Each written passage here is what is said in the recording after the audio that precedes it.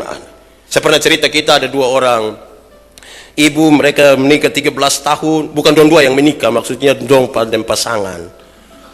Menikah dengan suami mereka 13 tahun tidak ada anak. Mereka datang ke saya, mereka bilang, Pak Pendeta berdoa dulu. Saya bilang, berdoa untuk apa? Kami menikah ini 13 tahun belum punya anak ini Papa. Terus bikin apa saja? Ya kami ambil orang pu anak Pak, dan sekarang sudah mau SMP itu. Saya tanya, kamu 2 sayang sama dia? Sayang Bapak. Oh iya. Sekarang kita mau doa untuk cari mujizat besar atau kecil? Dia bilang, kalau bisa yang besar Bapak. Oke, kalau mujizat besar yang kamu cari sudah berlaku atasmu, sudah berlaku. Kok bisa begitu? Iya. Mencintai orang punya anak sama kayak kita pu anak sendiri itu mujizat. Kalau mencintai anak sendiri ya biasa mau kita pu anak. Tapi mencintai orang lain punya anak seperti anak sendiri itu mujizat. Lantas suaminya bilang begini, oh begitu ya Pak. Berarti kalau cinta istri sendiri itu biasa saja.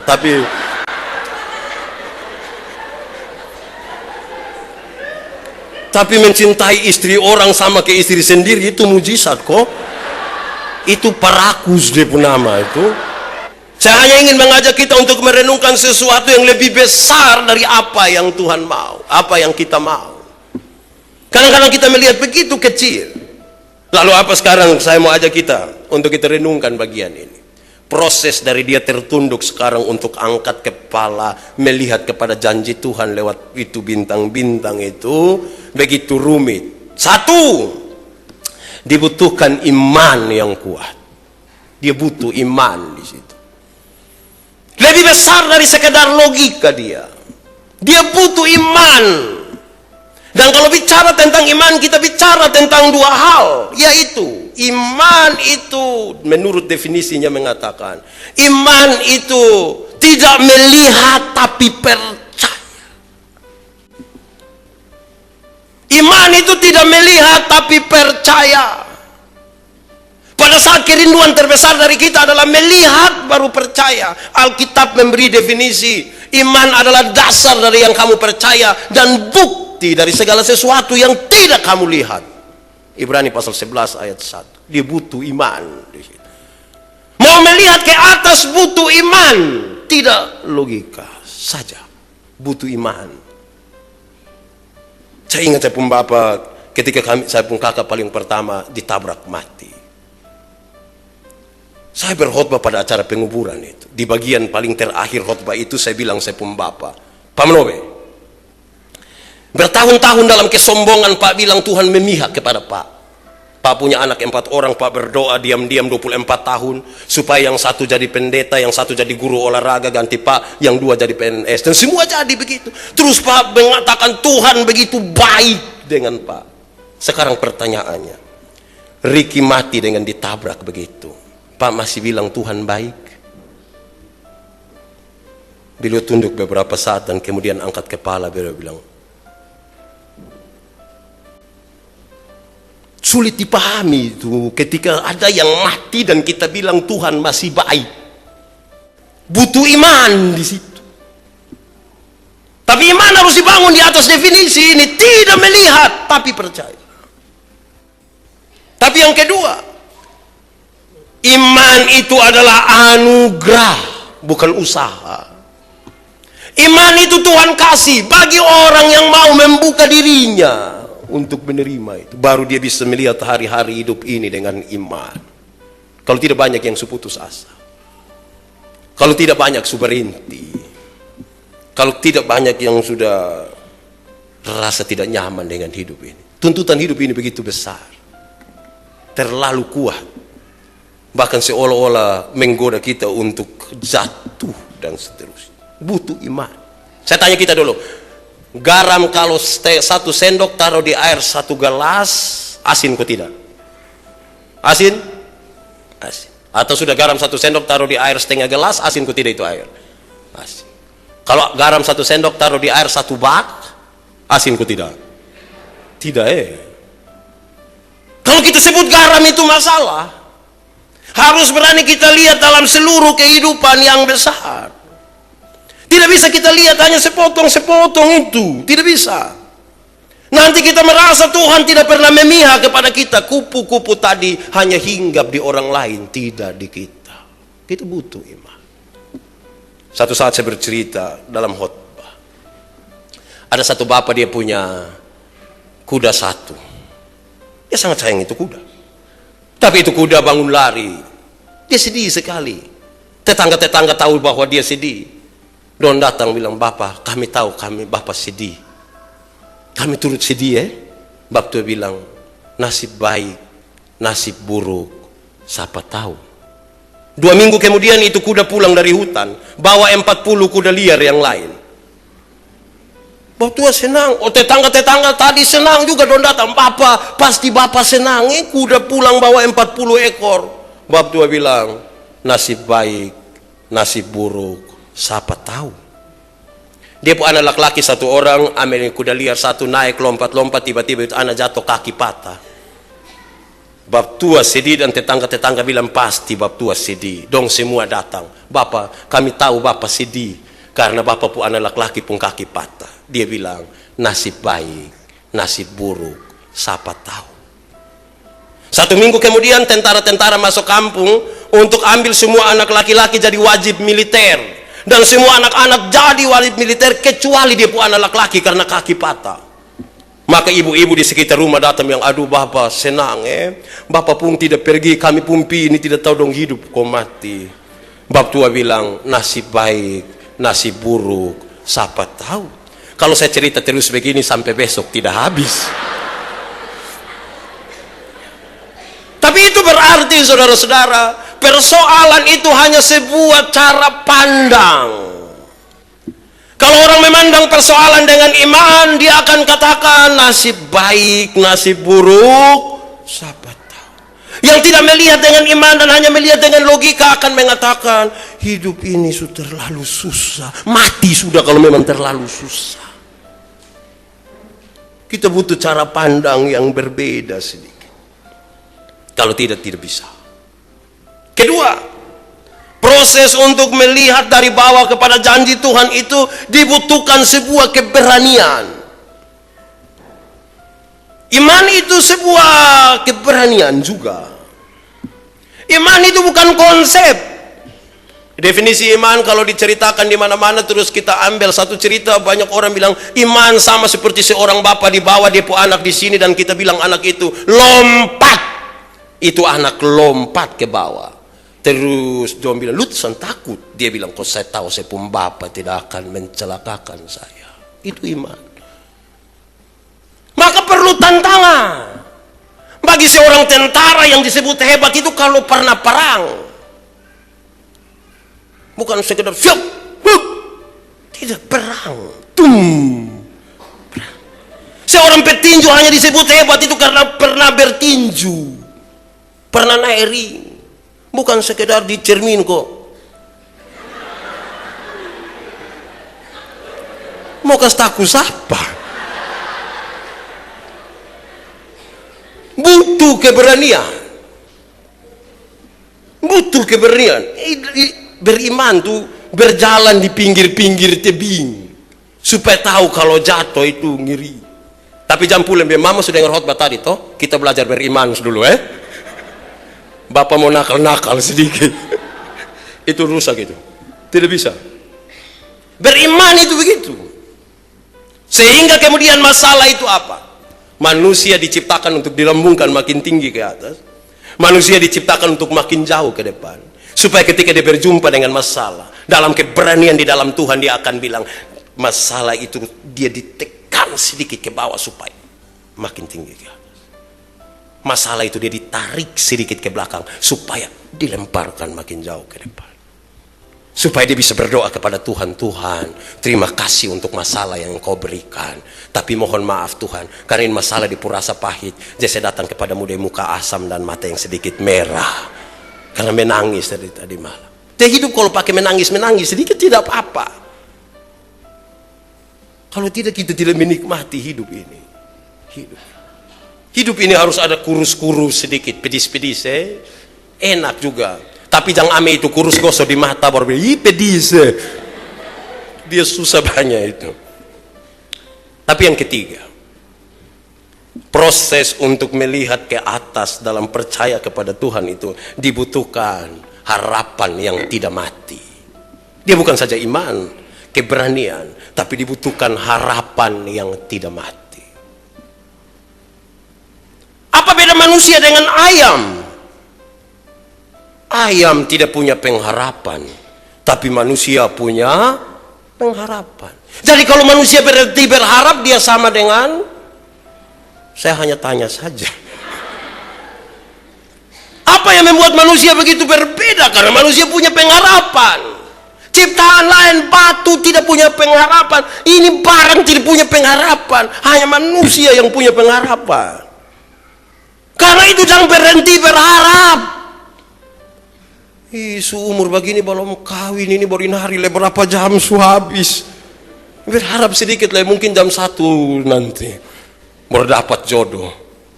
Tidak apa, teruslah berharap. Jangan berhenti berharap. Harapan itu begitu penting dan membangkitkan orang untuk berani melihat lagi ke atas. Tidak ada satu orang pun yang sukses yang tidak pernah jatuh. Dan tidak ada satu orang pun yang jatuh dan tanpa membangun harapan dalam hidupnya dia bisa bangkit kembali. Kegagalan itu terus ada. Harapan dan iman menolong kita bangun lagi. Dan orang-orang bilang, son tahu tobat ju. Harapan yang membuat kita berjalan terus. Harapan itu optimis. Harapan itu tidak membuat kita bilang, tidak. Harapan itu kuat untuk kita bangun lagi. Terus dari waktu ke waktu. Tapi saudara tahu, harapan itu sering rusak karena emosi yang meluap-luap. Emosi untuk mendatangkan segala sesuatu cepat seperti apa yang kita mau, merusak harapan yang besar. Karena perjalanan hidup ini butuh proses. Harapan itu rusak ketika kita tidak lagi bisa mengampuni. Kalau kita tidak mengampuni, harapan rusak. Karena lihat di muka langsung, orang ngomong dia pun nama kita pun hati sakit tuh. Ketemu dia bilang selum kita yang susah. Harapan rusak kalau tidak mengampuni. Jadi kalau ada jengkel siapa nak tulis di kertas tadi tuh, bilang Tuhan, saya tidak berani tulis dia pun nama, saya taruh dia pun foto. Ampuni sudah. Lah sedikit kita sudah lewat tahun 2014 ini. Ampuni dia, memang dia akan bikin jengkel kita juga, tapi ya sudahlah, untuk menatap kepada masa depan bersama Kristus, ampuni. Walaupun dia pun sakit di harapan itu rusak ketika kita tidak realistis. Kadang-kadang kita membangun harapan tapi tidak realistis. Hiku laki susun ada, bini susun ada, anak, dan kita memaksa mereka untuk mereka terus ada. Tidak bisa, tidak realistis. Harapan itu rusak ketika kita benci terhadap diri sendiri. Itu sebenarnya pekerjaan iblis yang memaksa dan mendorong kita untuk terus menghakimi diri menjadi orang yang salah sepanjang masa. Tidak. Pengampunan Tuhan berlaku seterusnya.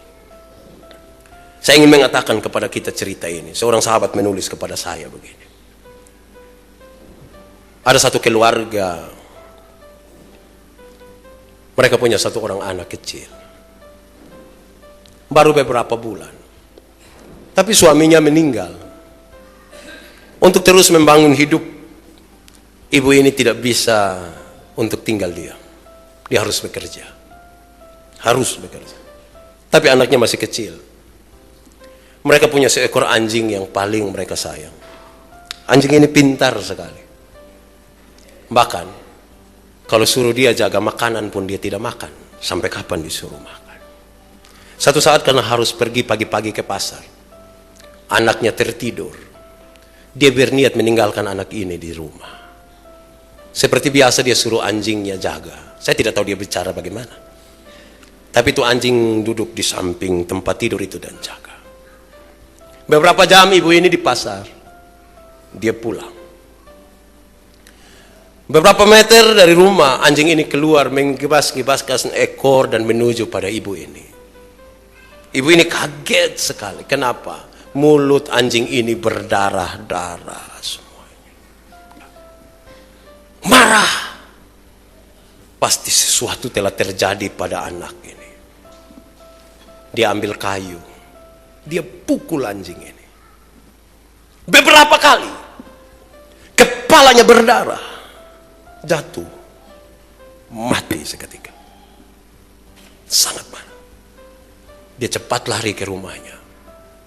Dia masuk dalam kamar. Apa yang sesungguhnya terjadi di anak ini? Sampai di dalam kamar dia sangat kaget. Kenapa? Ada seekor ular besar di samping tempat tidur yang mati. Rupa-rupanya anjing tadi menggigit mati ular itu. Ibu ini salah sangka. Dia kira anjing tadi telah memakan anaknya. Tapi anjing itu justru membunuh ular yang hendak memagut anaknya. Dia susah sekali. Karena anjing kesayangan yang bisa dipercaya itu sekarang telah mati. Berkali-kali dia memukul-mukul dadanya, kepalanya, dia menangis, dia berteriak-teriak supaya anjingnya hidup lagi. Tidak bisa. Dan dia sampai pada satu doa, Tuhan kalau mungkin putar kembali itu waktu beberapa saat saja. Supaya saya tidak mengulangi lagi kesalahan yang sama. Tuhan, putar waktu itu beberapa saat saja. Supaya saya tidak membuat kesalahan ini. Dia berteriak berkali-kali untuk kalimat itu. Dan kalimat itu hanya sebuah kalimat kosong. Karena tidak mungkin terjadi. Waktu tidak mungkin berjalan mundur. Sekarang dia berjalan ke depan. Di akhir tahun ini, saya hanya ingin mengatakan kepada saudara, jangan sampai emosimu yang meluap-luap membuatmu sekali lagi akan berdoa, Tuhan tolong putar waktu itu sedikit ke belakang. Tidak. Mungkin orang yang kamu benci itu dia sudah mati, tapi kebencianmu tetap hidup di dalam hatimu, merusak harapan. Waktu tidak mungkin diputar kembali. Maka kalau ada kesempatan untuk mengampuni dia, sekarang waktunya dia diampuni. Kalau tidak kita menyesal. Kadang-kadang banyak anak tidak suka dengar mereka punya mama bicara kan. Saya pastikan satu saat kamu akan merindukan mama bicara. Ketika dia sudah mati. Ketika dia sudah mati. Manfaatkan waktu sekarang. Sama seperti orang-orang tua. Sangat tidak senang. Mereka marah-marah ketika anak-anaknya ribut-ribut dalam rumah dan buat rusak itu rumah yang rapi. Tapi kan lebih pusing ketika mereka tidak ada kan. Ketika mereka tidak ada. Mereka dirindukan. Jangan tunggu meminta waktu berputar kembali. Tidak mungkin. Sekarang ketika mereka masih ada. Dengan orang-orang terkasih dalam hidupmu. Kalau mereka terlalu tua baru mati, kita akan bilang, Tuhan terlalu banyak pengalaman bersama mereka. Kita bicara tentang masa lalu mereka. Kalau ada anak-anak usia remaja sampai dewasa, kita bicara tentang masa depan mereka yang belum tercapai. Tapi kalau ada balita di sekitar kita, kita sementara menikmati dan bicara tentang realitas yang ada di antara. Saya hanya mengatakan manfaatkan waktu itu dengan baik. Karena kita tidak tahu kapan. Kita tidak tahu mungkinkah kita bersama-sama. Kita tidak tahu kapan maut itu menjemput kita. Baru tahun lalu dalam 31 Desember kita bersama-sama. Tapi hari ini kita sedih karena mereka tidak ada lagi kan. Baru 1-2 bulan yang lalu kita bersama-sama dan sekarang kita begitu sedih karena Natal kali ini dan tahun baru nanti kita sendiri. Waktu tidak mungkin diputar kembali. Kenapa Tuhan tidak mau waktu itu diputar kembali? Supaya manusia belajar menghargai waktu. Waktu kita sama, satu orang 24 jam. Tapi kapan Tuhan menyambut kita kembali ke tempat di mana harus dia bawa? Dia tidak pernah bilang kepada saya dan saudara. Kita butuh persiapan. Persoalan kita paling besar adalah kebencian kita baik terhadap diri sendiri dan juga terhadap orang lain. Hari ini demi nama Tuhan aku berkata kepadamu, bertobatlah. Waktu kita tidak panjang. Dia anak-anak, mungkin kita kasihi dia, dia mengasihi kita. Dia tidak pernah ada masalah dengan kita. Tapi pertanyaan, berapa lama kita akan bersama-sama dengan dia? Berapa lama? Berapa lama? Mati juga. Dan hubungan itu serius. Saya ingat bapak saya, ketika saya bilang khotbah itu, beliau tunduk. Kami habis kebaktian, beliau panggil saya. Dia bilang begini, Yandi, saya ikut lu mau menurut khotbah tadi. Tapi lu ingat satu hal, Ricky itu lu punya kakak, tapi Ricky itu saya punya anak. Hubungan itu membentuk sesuatu yang berbeda dalam perjumpaan kita dengan mereka. Ingin saya katakan, anggaplah besok tidak ada lagi. Maka kalau di sampingmu ada ibumu, ada bapamu, ada anak-anakmu, manfaatkan waktu 1-2 menit ini untuk berdoa kepada Tuhan tentang mereka. Besok-besok dong pulang kemana begitu. Kita tidak tahu jalan mereka baik atau tidak. Kita hidup sama-sama sampai besok. Kita tidak tahu apa yang akan terjadi. Anggaplah besok tidak ada lagi. Saya ingin kasih waktu 1-2 menit. Pikirkanlah kembali suamimu, istrimu, anak-anakmu, orang tua. Renungkan ulang. Mungkinkah ada saat di mana mereka begitu menjengkelkan? Mungkinkah ada saat di mana kita tidak suka lagi bersama-sama dengan mereka? Satu keluarga, seorang istri dan seorang suami, untuk membangun keluarga mereka, mereka sepakat. Pak, besok kita bicara tentang semua keburukan-keburukan masing-masing kita, supaya kita membangun hidup ini dengan baik. Karena besok baru bicara malam ini, silakan menulis semua yang buruk tentang saya. Begitupun saya menulis sebaliknya tentang kamu. Mereka menulis. Besok pagi di meja makan itu ketika mereka duduk, yang suami berikan kesempatan kepada yang ibu, silahkan. Ibu bicara lebih duluan semua yang tidak baik pada saya. Ibu ini menulis semua dan dia mulai menceritakan satu-satu keburukan suaminya. Satu-satu. Setelah selesai diberi kesempatan kepada suami. Dan suaminya dengan meneteskan air mata. Tidak terlihat ada catatan kecil pun di depannya. Dengan meneteskan air mata suaminya mengatakan, Mama begitu sempurna. Mama begitu cantik dan begitu baik sekali. Dan karena itu saya tidak pernah menemukan sedikit pun kesalahan dan keburukan pada Mama. Bahkan kalau Mama merasa ada kesalahan sekalipun, cinta dan perhatian Mama telah menutupi segala sesuatu yang menyangkut keburukan. Mereka menangis bersama dan berdoa. Terima kasih Tuhan. Mungkin dalam perjalanan rumah tangga kita pernah saling menyalahkan kan. Kita merasa salah pilih mungkin. Anggaplah besok tidak ada lagi. Mari kita renungkan ini dalam-dalam. Saya rindu berdoa bagi kita. Tapi renungkan baik-baik semua hubungan kita dan anggap hari ini terakhir bagi kita. Biar dia berlalu.